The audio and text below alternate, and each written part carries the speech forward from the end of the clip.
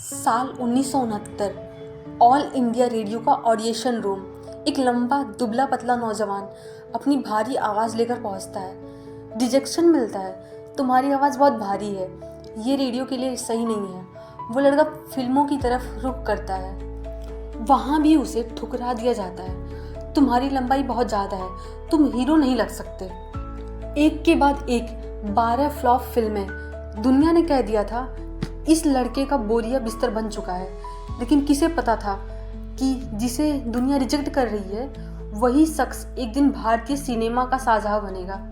वही आवाज़ जिसे कभी नकारा गया था आज करोड़ों लोगों के घरों में गूंजती है। आज कहानी उस इंसान की जिसने मौत को मात दी, दिवालिया होने के बाद फिर से आसमान छुआ और 82 की उम्र में भी जो आज के सुपरस्टार्स को टक्कर दे रहा है। ये कहानी है अमिताभ बच्चन की। इलाहाबाद की गलियों से मुंबई के मरीन ड्राइव तक का सफ़र आसान नहीं था। अमिताभ बच्चन के पास सोने के लिए बिस्तर नहीं था। वो कई रातें मरीन ड्राइव के बेंच पर सोकर बिताते थे। पिता हरिवंश राय बच्चन की कविताएं ही उनकी सहारा थी।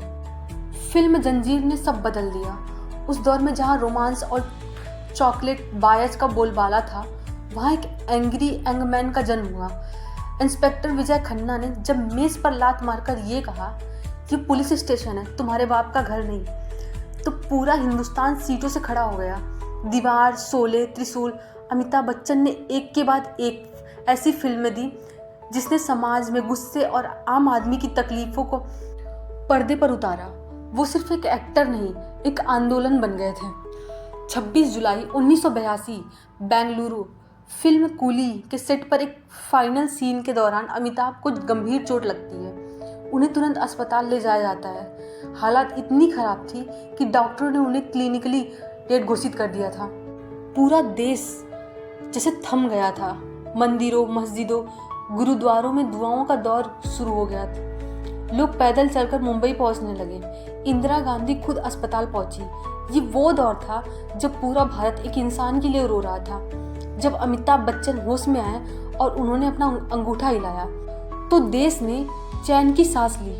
वो मौत के मुंह से वापस आए थे और शायद इसलिए उन्हें सदी का महानायक कहा जाता है। 19 का दशक अमिताभ के लिए सबसे काला दौर था। उनकी कंपनी ABCL डूब गई। उन पर करोड़ों का कर्ज था। उनका बंगला प्रतीक्षा कुर्क होने की कगार पर था। जिस सुपरस्टार को दुनिया पूछती थी आज उसके पास काम नहीं था। अमिताभ ने हार नहीं मानी। वो सुबह सुबह यश चोपड़ा के घर पहुंचे और कहा, मेरे पास काम नहीं है, मुझे काम चाहिए। वहां से मिली फिल्म मोहब्बतें और उसी वक्त शुरू हुआ छोटे पर्दे का सबसे बड़ा शो, कौन बनेगा करोड़पति। 60 साल की उम्र में जब लोग रिटायरमेंट का सोचते हैं, अमिताभ ने अपना दूसरा जन्म लिया। उन्होंने सूट पहना, कंप्यूटर जी से दोस्ती की और अपनी जादुई आवाज़ से हर घर के ड्राइंग रूम में जगह बना ली। उन्होंने साबित किया कि अगर आपके अंदर काम के प्रति ईमानदारी है तो बुरा वक्त आपको हरा नहीं सकता। अमिताभ बच्चन सिर्फ फिल्मों तक सीमित नहीं रहे। उन्होंने पोलियो मुफ्त भारत के लिए कैंपेन किया, किसानों का कर्ज चुकाया और हमेशा अपनी कविताओं के जरिए लोगों को प्रेरित किया। ब्लैक, पॉप, पीकू और पिंक जैसी फिल्मों में उन्होंने दिखा दिया कि उम्र सिर्फ एक नंबर है। उनकी दिनचर्या आज भी किसी 25 साल के नौजवान से ज़्यादा अनुशासित है।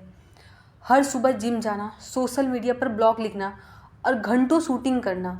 उनकी विनम्रता ऐसी है कि वो आज भी अपने फैंस को धन्यवाद कहने के लिए जलसा के बाहर नंगे पैर आकर खड़े होते हैं। अमिताभ बच्चन एक नाम नहीं, एक संस्था है। उन्होंने हमें सिखाया कि सफलता अस्थायी नहीं है और असफलता अंत नहीं है। गिरकर संभलना ही असली ज़िंदगी है।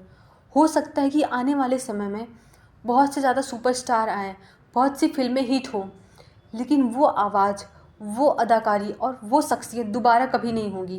अमिताभ बच्चन ने भारतीय सिनेमा को एक पहचान दी और दुनिया को दिखाया कि शहंशाह कभी बूढ़ा नहीं होता। अगर आप भी बच्चन साहब की आवाज़ या उनकी किसी फिल्म के मुरीद हैं तो कमेंट्स में अपना पसंदीदा डायलॉग ज़रूर लिखिएगा और याद रखिएगा, रिश्ते में तो हम तुम्हारे बाप लगते हैं, नाम है शहंशाह।